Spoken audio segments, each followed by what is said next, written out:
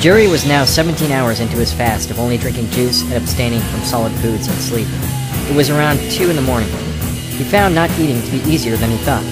The juice seemed to give him energy. How great is fruit, he thought. All that excess energy from a tree condensed into a little pocket of goodness. Drinking orange juice seemed to him like drinking the sun's rays. That thought helped him battle this seasonal depression that he found himself in. Also, Jerry concluded that he had more energy because he wasn't wasting so much of it trying to figure out what to eat.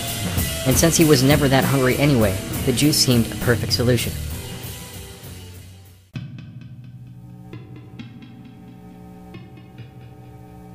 It was getting close to that magic hour of 3 o'clock in the morning. What is it about that time that brings out the craziest ideas?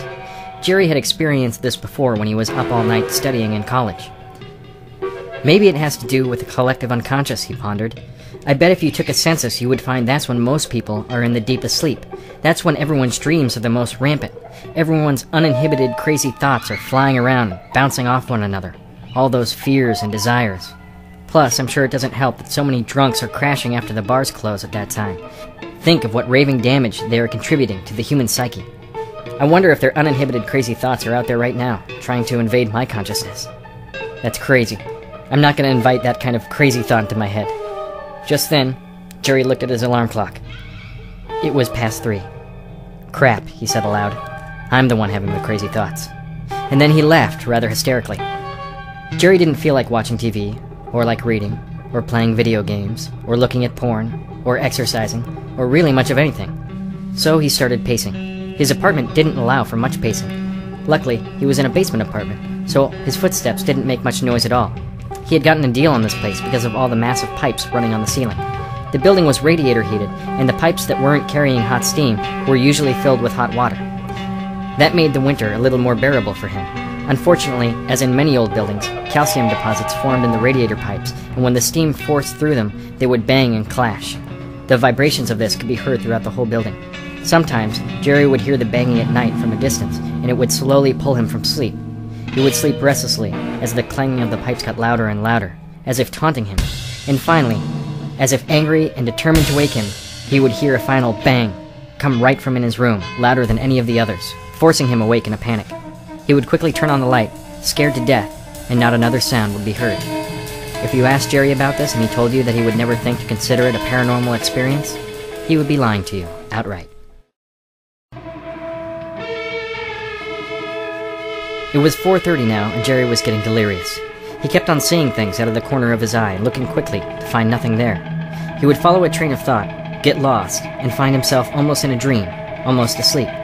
When he realized this, he would quickly snap out of it and reorient himself. Determined to stay awake, he splashed cold water on his face, decided it would feel better all over his body, and jumped in the shower, alternating the temperatures from as hot as he could handle to as cold as he could handle. He had always thought his shower had the water pressure of fairy pee. Getting out of the shower, he dried off, and then took a good long look at his face in the mirror. He tried to look at it without focusing on any one part. His face seemed to not be able to stay still. He was still, but the image moved around. He saw on his face a rough boxer, a self-loathing weakling, a handsome jet-setter, an Egyptian pharaoh, a Japanese soldier, a tired and broken homeless man, and a dirty-dealing devil, circa early Twilight Zone episodes. That's it, thought Jerry. I'm officially off my rocker.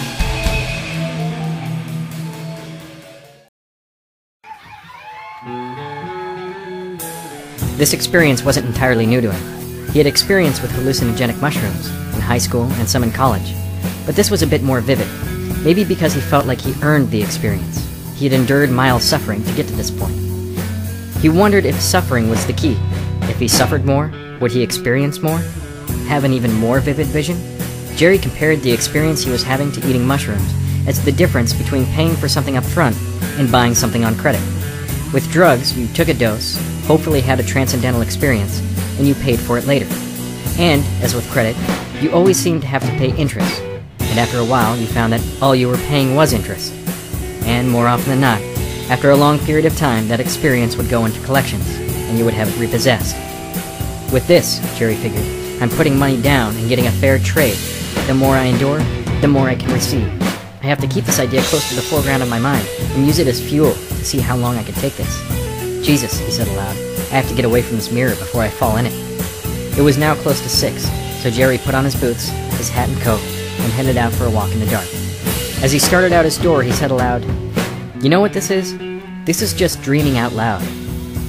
Then, realizing he was talking to himself, he self-consciously went on his way, making a mental note to try not to act like a crazy person come the light of day.